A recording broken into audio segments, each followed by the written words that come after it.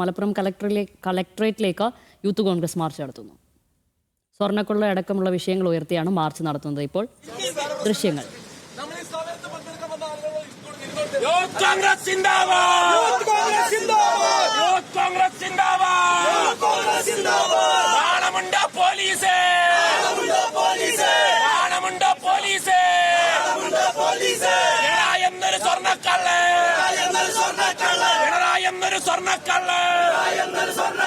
ഒത്തുപിടിക്കും Kerala police. നാണമുണ്ടോ police? അക്കിക്കുള്ളില് പോലീസെങ്കിൽ നിയമം ഞങ്ങൾ പാലിക്കും. അക്കിക്കുള്ളിൽ ചെങ്കൊടിയെങ്കിൽ അക്കിക്കുള്ളിൽ സഖാക്കളെങ്കിൽ ഓ പുല്ലേ പോടാ പുല്ലേ പോടാ പുല്ലേ പോലീസ്. അവിയണിഞ്ഞ പോലീസ് RSSin പോലീസ്.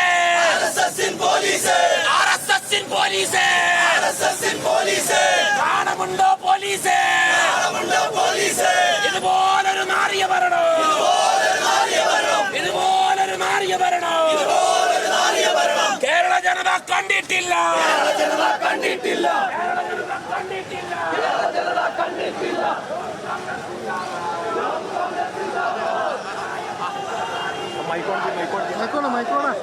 മൈക്കോണാണല്ലോ.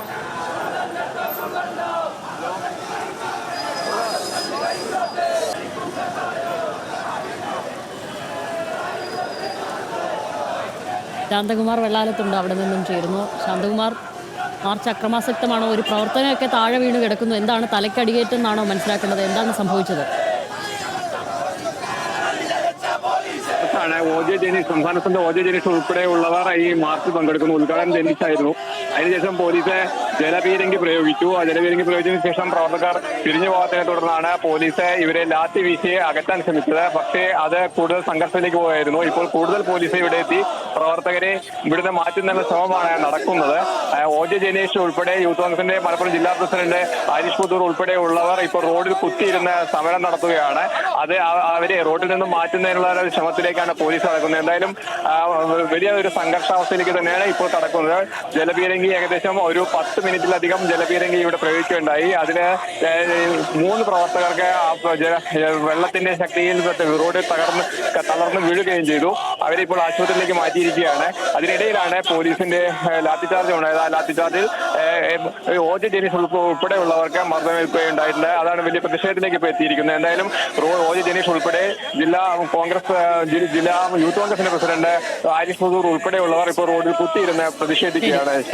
ശാന്തകുമാർ വെള്ളാലത്താണ് വിവരങ്ങൾ നൽകിയത്. മലപ്പുറം കളക്ടറേറ്റിലേക്ക് മാർച്ച് നടത്തുകയാണ് യൂത്ത് കോൺഗ്രസ്.